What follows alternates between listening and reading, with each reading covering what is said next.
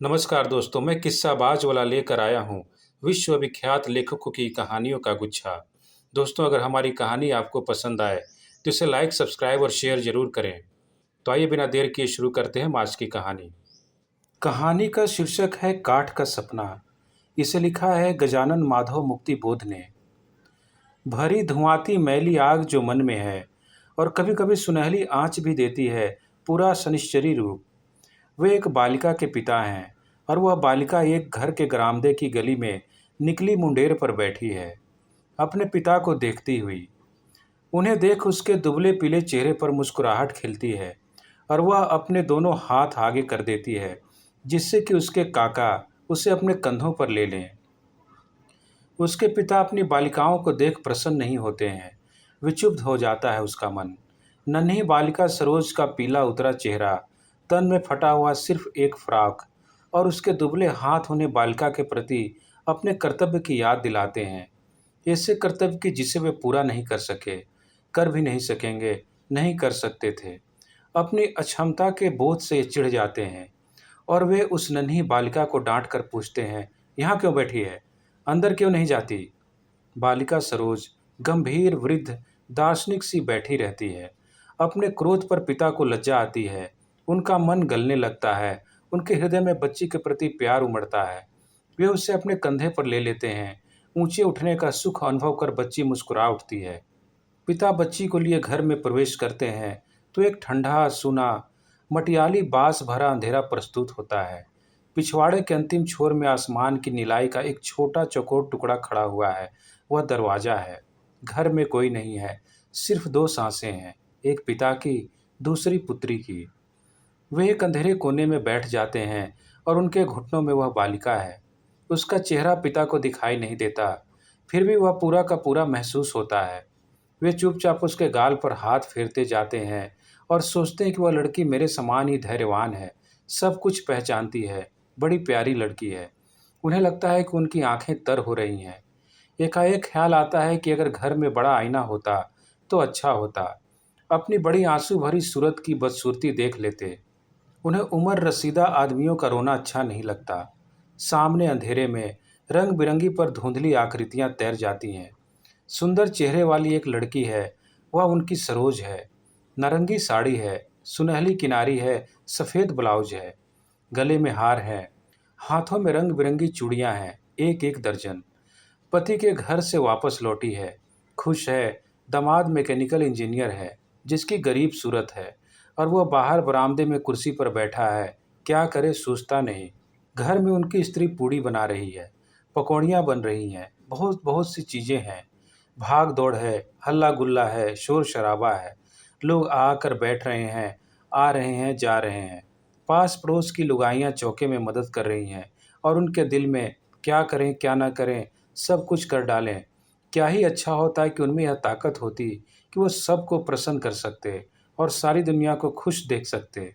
कि इतने में सपना टूट जाता है। बरामदे का दरवाज़ा बज उठता है। पैरों की आवाज़ से साफ जाहिर होता है कि स्त्री जो कहीं गई थी लौट आई है। अंदर आकर देखती है, उसे अचंभा होता है। यहाँ क्या कर रहे हो? उसकी आवाज़ गूंजती है, जैसे लोहे की सांकल बजती है, जैसे ईमान बजता है। सरोज कहाँ है? कोई आवाज़ नहीं। सरोज और उसके पिता स्तब्ध बैठे हैं। पिता बोलते हैं मानो छाती के कफ को चीरती हुई घर घराती आवाज़ आ रही हो। कहते हैं, कहाँ गई थी? घर बड़ा सूना लग रहा था। स्त्री कोई जवाब नहीं देकर वहाँ से चली जाती है। आंगन में पहुंचकर जमीन में गड़ा हुआ एक पुराना पेड़ और जिसकी झिल्लियाँ बिखरी हैं, उस पर पैर रखकर खड़ी होती है। जमीन में उस कटे पेड़ से जमीन की तहें छूते हुए नए अंकुर निकले हैं।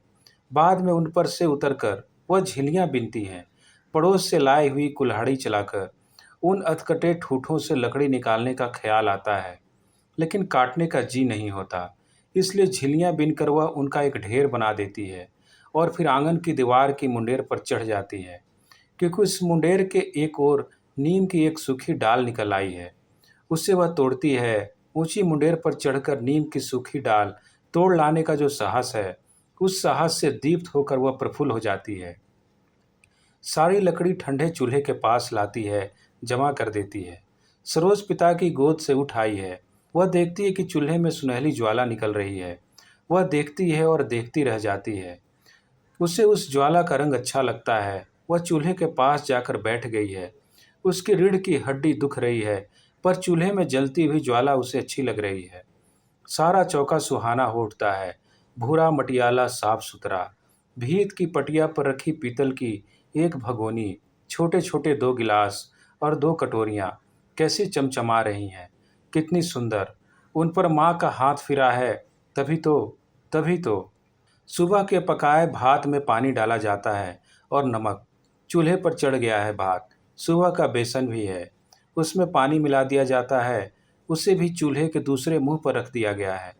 सींचता रहेगा। सरोज बोलती नहीं, माँ बोलती नहीं, पिता बोलते नहीं। जब वह नन्ही बालिका भोजन कर चुकी तो उसकी जान में जान आई। बोरे पर बिछे माँ के चिथड़े से बने अपने मुलायम बिस्तर पर वह सो गई। पिताजी के बिस्तर से सटा हुआ उसका बिस्तर है। वे उसे अपने पास नहीं लेते। रात को वह बिस्तर गीला करती है इसलिए। दोनों कथाकथित बिस्तरों पर लेट गए हैं। दोनों को नींद नहीं। दोनों एक दूसरे से कुछ कहना चाहते हैं। कहना आवश्यक है। उस पूर्व ज्ञान को वे कहना सुनना नहीं चाहते। वह पूर्व ज्ञान वेदना कारक है, इसलिए उसे न कहना ही अच्छा। फिर भी न कहने से काम नहीं बनता, क्योंकि कह सुन लेने से अपने अपने निवेदनों पर सील लग जाती है, व्यक्तिगत मुहर लग जाती है। वह व्यक्तिगत मुहर अभी लगी नहीं है। हर एक उत्तर हर एक ज्ञान है। फिर भी वह बहुत कुछ अज्ञात छूट जाता है। वे नहीं चाहते थे कि रात में नींद के पहले के कुछ क्षण खराब हो जाएं, मन स्थिति विकृत हो और दुर्दमनीय चिंता से ग्रस्त होकर वे रात भर जागते कराहते रहें। नहीं, ऐसा नहीं। चिंता सुबह उठकर करेंगे। रात है, यह रात अपनी है, कल की कल देखी जाएगी। किंतु इन ख्यालों से माथे का दुखना नहीं थमता, देह की थकान दूर नहीं होती, असंतोष की आग और बेबसी का धुआं दूर नहीं होता। नहीं, उसका एक उपाय है। जबरदस्ती नींद लाने के लिए आप 1 से 100 तक गिनते जाइए। इस तरह आप कई बार गिनेंगे, दिमाग थक जाएगा और आप भीतर अंधेरा छा जाएगा। एक दूसरा तरीका है, रेखा गणित की एक समस्या ले लीजिए। मन ही मन चित्र तैयार कीजिए, उसके कोणों को नाम दीजिए और आगे बढ़ते जाइए। अंत तक आने के पहले ही नींद घेर लेगी। एक और भी मार्ग है जिसे इस लेख का लेखक अपनाया करता है। मस्तिष्क की सारी नसें ढीली कर दीजिए। आंखें मूंद कर पलकें बिल्कुल बंद करके सिर्फ अंधेरे को एकाग्र देखते रहिए। तरह तरह की तस्वीरें बनेंगी। पेड़दार रास्ते और उस पर चलती हुई भीड़ अथवा पहाड़ और नदियां जिनको पार करती हुई रेलगाड़ी। भक भक भक। अंधेरा जड़ हो गया और छाती पर बैठ गया। नहीं, उसे हटाना पड़ेगा ही। सरोज के पिता सोच रहे हैं और उनकी आंखें बगल में पड़े हुए बिस्तर की ओर गई। वहाँ हलचल है, वहाँ बेचैनी है, लेकिन कैसी? लेकिन उन दोनों में न स्वीकार है न अस्वीकार। सिर्फ एक संदेह है। यह संदेह साधार है कि इस निष्क्रियता में एक अलगाव है, एक भीतरी अलगाव है। अलगाव में विरोध है, विरोध में आलोचना है, आलोचना में करुणा है। आलोचना पूर्णतः स्वीकारनीय है। जिसे इस पुरुष ने कभी पूरा नहीं किया, वह पूरा नहीं कर सकता। कर्तव्य कर्म को पूरा करना केवल उसके संकल्प के द्वारा ही नहीं हो सकता, उसके लिए और भी कुछ चाहिए। फिर भी वह पुरुष मन ही मन यह वचन देता है, यह प्रतिज्ञा करता है कि कल जरूर वह कुछ न कुछ करेगा, विजयी होकर लौटेगा। पुरुष में भी आवेश नहीं है, वह भी ठंडा है, सिर्फ गर्मी लाने की कोशिश कर रहा है। वह उसकी बाहों में थी, निश्चेष्ट निश्चेष्ट शरीर। फिर भी उसमें एक ऊष्मा है जो मानो 100 नेत्रों से अपने पुरुष को देख रही हो, निर्णय प्रदान करने के लिए प्रणाम एकत्र कर रही हो। फिर भी निश्चेष्ट और सक्रिय। पुरुष संवेदनाओं के जाल में खो गया। उसे स्त्री के होंठ गुलाब की सूखी पंखड़ियों से लगे, जिससे उसे सूरज की गर्मी याद आई। उसके कपोल मिट्टी से थे, भूसी भूसी नमकीन शुष्क मृतिका। उसका हृदय एक अनजानी गूढ़ करुणा की सोच से भर उठा। हाँ, उसका पेट उसकी त्वचा में तो घरेलू बास थी। उसने उसे अपनी बाहों में भर लिया और वह मन ही मन उस पूरी गर्म थिलकती हुई पृथ्वी को याद करने लगा, जिस पर वह बेसहारा मारा मारा फिरता है। क्या यह पृथ्वी उतनी ही दुखी रह रही है जितना कि वह स्वयं है? एक ऊर्जा उठी और गिर गई। पुरुष निश्चेष्ट पड़ा रहा, मन जागृत था। दोनों स्त्री पुरुष के जीवन पर विराम का पूर्ण चिन्ह लग गया है। काठ हो गए हैं। बाढ़ आती है, किनारे पर पड़े हुए काठों को बहा कर ले जाती है। जल विप्लव में काठ बहते जाते हैं, फिर भी वे प्राणहीन काठ आपस में गुथे हुए बहे जा रहे हैं। बादल तूफान के कारण पेड़ तिरछे हो रहे हैं, पर वे गुथे बंधे जा रहे हैं, बहे जा रहे हैं। और हाँ, गुथे बंधे काठ खाली नहीं है, उन पर एक बालिका बैठी हुई है। हाँ, वह सरोज है। अपने नन्हे 2 हाथ उसने दोनों काठों पर टेक दिए हैं, जिनके सहारे वह स्वयं चली जा रही है। सरोज की उस बाल मूर्ति की रक्षा करनी ही होगी। उन 2 निष्प्राण काठ लट्ठों का यही कर्तव्य है। पुरुष इस स्वप्न को देखता ही रहता है। 12 का गरज होता है, रात और आगे बढ़ती है। सप्तऋषि जो अब तक कोने में थे, सामने आकर साफ दिखाई देते हैं। धन्यवाद।